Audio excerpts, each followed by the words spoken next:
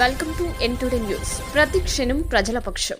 ప్రియమైన కార్మిక సోదరులారా, ఈ రోజున కామ్రేడ్ భగత్ సింగ్, రాజ్గురు, సుఖదేవులను బ్రిటిష్ ప్రభుత్వం అత్యంత పాశవికంగా ఘోరంగా ఉరిదీయడం జరిగింది.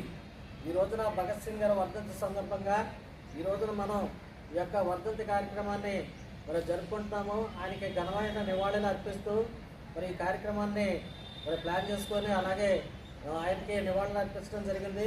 ఈ రోజున చూసుకున్నట్టయితే కార్మిక వర్గం తరఫున కామ్రేడ్ భగత్ సింగ్ మనందరి కోసం కూడా ఆ రోజునటువంటి బ్రిటిష్ పాలకులతో పోరాడి మన కోసం అసలు ప్రాణత్యాగం చేశారు. అదేవిధంగా ఇంక్విలాబ్ జిందాబాద్ అనే నినాదాలతో బ్రిటిషర్లు ఎదిరించి ఆ రోజున అక్కడ ఉన్నటువంటి పార్లమెంట్లో తప్పించుకుంటానికి కూడా అవకాశం ఉన్నా సరే ఆ రోజున బాంబులు వేసి ఇంక్విలాబ్ జిందాబాద్, భారతదేశ స్వేచ్ఛ స్వతంత్రాలు ఉండాలి, భారతదేశానికి స్వేచ్ఛను మీరు తక్షణం ఆ దేశాన్ని వదిలిపెట్టి వెళ్ళండి అని చెప్పి భగత్ సింగ్ గారు చెప్పడం జరిగింది.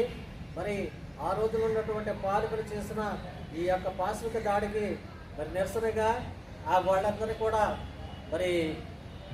ఖండిస్తూ అలాగే ఈ యొక్క భగత్ సింగ్ గారి వర్ధంతిని మనం జరుపుకోవడం జరుగుతుంది.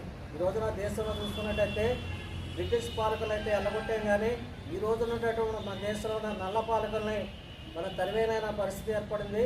దేశ సంపదను ఈ రోజున కార్పొరేట్లకు దోసిపెడుతూ ఊడుగం చేస్తున్నటువంటి ఈ రోజున బీజేపీ ప్రభుత్వం కానీ రాష్ట్రంలో ఉన్నటువంటి కూటమి ప్రభుత్వాలు కానీ ఈ రకంగా దారుణంగా వ్యవహరిస్తున్నాయి.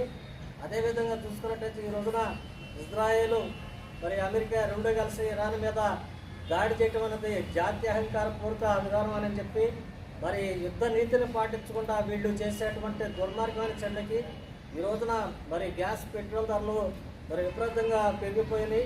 ఈ రోజున మనకి గ్యాస్ దొరికినటువంటి పరిస్థితులు ఉన్నాయి. మన పేదల కోసం, అట్టడుగు వర్గాల కోసం పోరాడినటువంటి కామ్రేడ్ భగత్ సింగ్ గారి వర్ధంతి సందర్భంగా ఈ రోజున ప్రభుత్వాన్ని మనం గట్టిగా ఖండిస్తున్నాం.